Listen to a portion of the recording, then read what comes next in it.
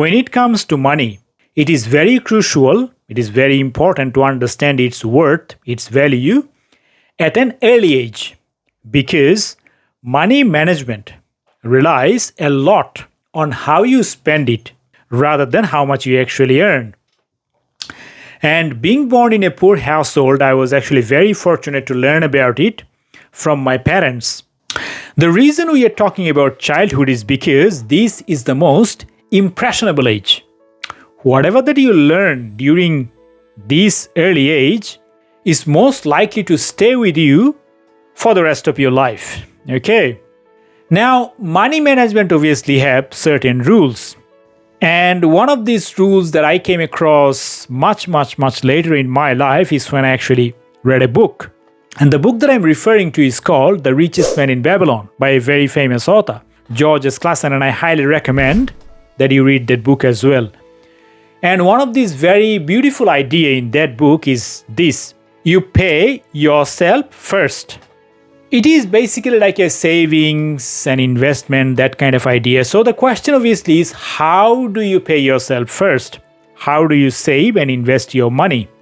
Now, if you live in Australia, one of the coolest, one of the easiest way to this paying yourself first is by topping up your super account, which may not be applicable to you if you live elsewhere. But if you are living in Australia, then definitely you should top up your super account every now and then. And I have a separate video where I discuss the pros and cons of using the super accounts, which definitely you can check it out. But apart from that, the first thing obviously is to learn it. Let's say that this super account is accessed or available to millions of Australians, but are they actually using it? Why? If they're using it, that's great, but most likely that a lot of people are not actually using it. So why they are not using it? Because of the mindset. They don't have the mindset. So how do you learn it? Now, I was actually very fortunate to learn something similar, not exactly this, but something similar at a very early age and from my parents. That is actually what am I going to share.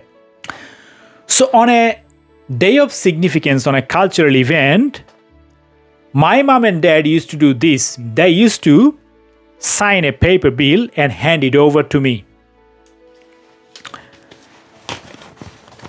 Okay, here are some of the bills that I still hold on to. You can see the signature, 2009. I'm holding on to this paper bill for more than a decade. Now, obviously, they didn't know anything about George Clason or, money saving or anything. But what they learned from their parents, perhaps, or however way they learned. But what this practice did to me, it shifted my mindset. This money is special. This paper bill with a signature, this paper bill is now special. Guess what happens when people have the money? You spend it, right? I give you $100, boom, it's gone. You go there, nowadays, of course, we don't have many paper bills. We have a card, a debit card or credit card, and there is e-commerce. You're putting your details and that money is gone. But that's a different problem, which we are not going to discuss. But even if you have this cash money, most of the time, what do? You spend it for some silly items, right? But what this practice did to me is to shift that perspective, to shift that mindset. Whenever I had a temptation to buy something, imagine like I was a little kid, right? I remember one time I was actually crying. Like there was an airplane, very expensive airplane, by the way. And I was walking past that shop and I was looking at that airplane and I was crying. Okay. But later on, much later on, when I actually saw, like after going through this practice for some time, for a couple of these culturally significant events, getting some of these bills, When I looked at that temptation, guess what happened? This money was special. I couldn't spend it. Like this paper bill made me think, can I avoid the temptation? This money became special. I couldn't spend it. This was the last money that I will spend. And I still haven't been spent it for after a decade. So if you have a son or a daughter, it's probably a good idea to teach them the specialty of money.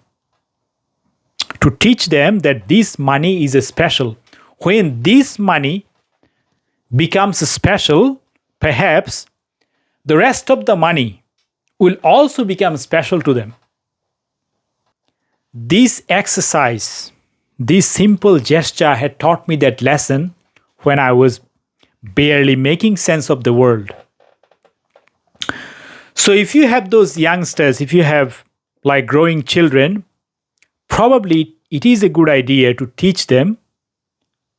Again, although we don't have any paper bills nowadays that much, but it can be a good idea to, on a day of significance, let's say on Christmas days or on New Year's Day, you give them the gift, obviously. You are handing over a gift, but at the same time, maybe a paper bill with something written, whatever, so that paper bill becomes special to them. And I grew up into a habit of saving money ever since. I haven't been able. When I see something, my mind immediately, it's a kind of a reflex, like a visceral reaction that I have. Can I avoid the temptation? I'm going to use all the money, but not this one. And when I try to find all the other money, by the time I gather that money, guess what? That temptation has faded away. So at a very early age, I was very fortunate to learn it from my parents. And I cannot tell you how important a lesson it was for me to learn at that age. It helped me, it reshaped my thinking about money management pretty much for the rest of my life. Okay. That was the lesson that my parents somehow instilled in my mind at a very impressionable age. And it significantly, literally radically changed my perspective towards money later down the line for the rest of my life, pretty much. So you have to make the money special. If you want to avoid the temptation, that is one of the ways that you can instill into the minds of your sons and daughters, that how can you make this money special? That way, they will learn themselves that, okay, look, you have to put aside those temptations. Let's say, for instance, I give you $50. This is the last money you have to spend, or you can spend until you die. For the next 10, 20, 50 days, however long you survive, let's imagine that this $50 is the money that you'll be able to spend until you die. How are you going to spend this money? Your brain automatically starts thinking, how? Instead of where to spend the money, your mind is now shifted its perspective into thinking, how can I not spend the money? How can I survive without spending the money? Temptation is where to spend the money, but shifting that perspective, how can I avoid that temptation? Right? That's the shift that my parents somehow instilled in my mind at a very impressionable age. So I hope you enjoyed this tip. And if that is the case, like it, spread the message, share it. And I'm definitely looking forward to joining you on the very next one. Bye for now.